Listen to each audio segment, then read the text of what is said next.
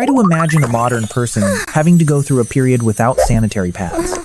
Tampons, menstrual cups, soft paper, or a private bathroom.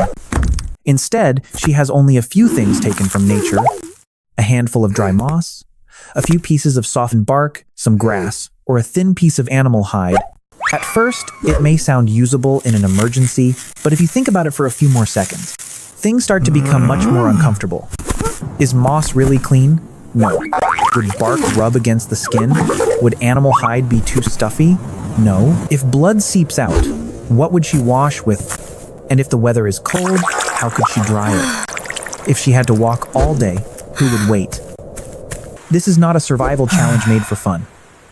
But that feeling of inconvenience helps us step closer to a question that is rarely told. When primitive women had their menstrual periods, how did they react? How did they know that blood was not a dangerous wound?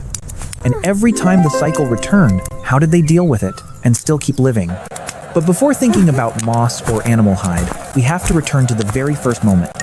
A young person looks down at her body and sees blood, with no clear cut, no bite, no stone point piercing the skin. As modern people, we have a word for it.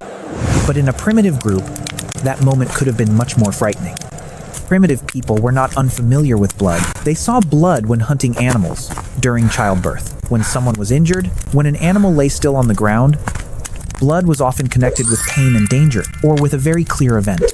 But menstruation was different. It appeared from inside the body. It had no visible external cause. And that was exactly what made it so hard to understand. A girl having her first period might think something serious was happening to her body, but the turning point is here. If that phenomenon happened only once, it would feel like a disaster. But it did not happen only once. It happened to many people, across many seasons, across many generations. So the community's first reaction was probably not only panic, it may have been silence, attention, and then guidance. What made menstruation frightening was not only the blood, but the fact that humans had to learn a very difficult lesson. Not all blood means death. So how did they know that this blood would not kill anyone? Primitive people did not know concepts such as hormones, the uterus, or the ovulation cycle. Those explanations still lay far in the future. But they had one very powerful thing: the ability to notice patterns. That blood did not last forever. It came for a few days and then stopped. The body might hurt, feel tired, and feel uncomfortable. But afterward, the person still stood up, still ate, still walked, and today we know that a period usually lasts about 2 to 7 days. A cycle usually ranges from about 21 to 35 days. Primitive people did not need those exact numbers. What they saw was rhythm. Sometimes the blood returned after many weeks. Sometimes it disappeared during pregnancy. After birth, especially when breastfeeding lasted a long time, it might not return immediately. Then, when the body recovered, that rhythm appeared again. From the outside, this was a very strange chain of signs. Blood came, then stopped, then disappeared. When the belly grew, then returned after another stage of life. To them, it may not have been a cycle in the scientific sense. It was more like a message from the body. Frightening, but not meaningless. And when something frightening began to show a pattern, it was no longer complete darkness. It became something humans could remember, could predict, and eventually could prepare for. Once they realized that this blood had a rhythm, the next question became very practical. What could they use to deal with it? This is where we have to be careful. Archaeology has not given us a prehistoric menstrual pad, and menstrual items, the softest things, are usually also the things that disappear the fastest. Moss, leaves, grass, plant fibers, thin hide, softened bark, all of them decay and break down easily, and rarely survive for thousands of years. But we still have a few notable clues. At Newcastle Shelter in eastern Kentucky, archaeologist Cheryl Klassen once analyzed a site from about 4,000 years ago. There, many cords, padding materials, grasses, leaves, bundles of bark, and pieces of hide were found. But Klassen did not say these were ancient sanitary pads. He was more cautious, suggesting that this place may have been where women withdrew during menstruation, childbirth, or illness. But that detail is important in another way.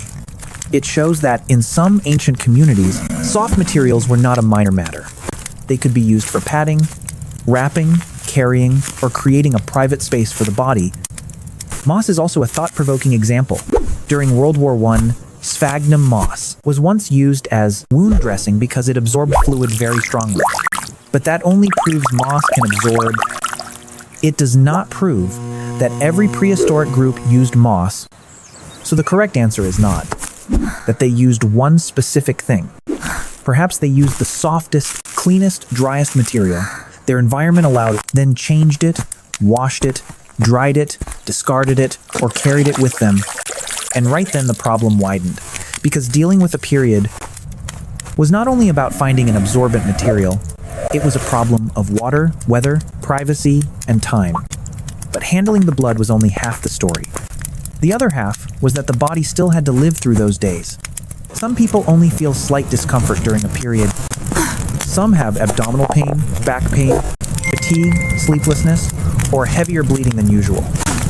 In a modern home that is already troublesome enough, in a hunter-gatherer group, it could disrupt the whole rhythm of the day. Because when the sun rose, food did not walk into the camp by itself. Tubers had to be dug up, fruit had to be picked, water had to be brought back, small children had to be watched. The fire needed wood, tools had to be repaired before they broke completely. A person in pain might not be able to travel as far as usual, but that did not mean she disappeared.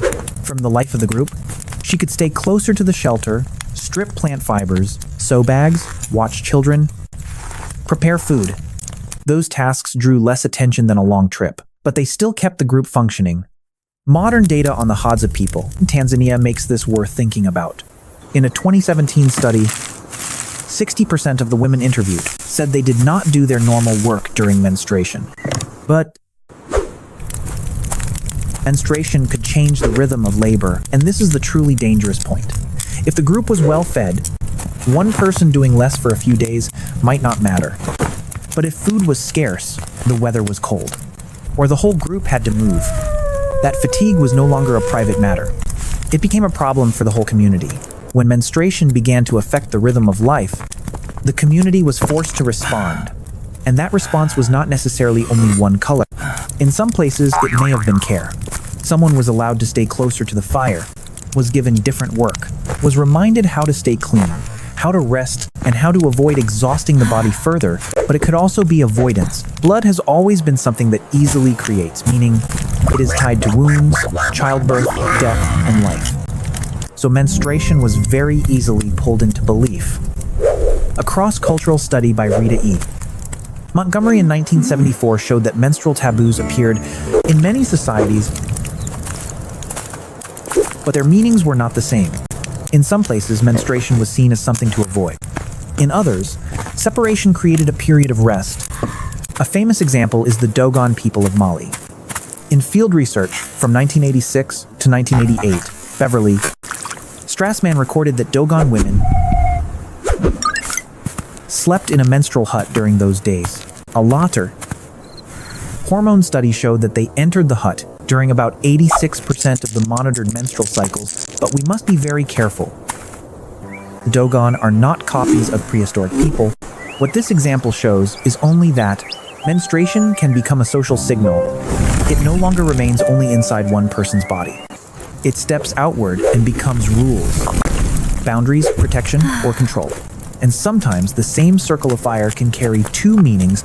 For one person, it is a place to rest.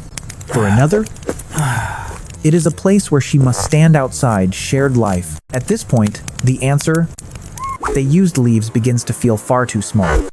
Because menstruation is not a problem that can be solved simply by padding it. Archaeologist Smithy Nathan once emphasized a very memorable point.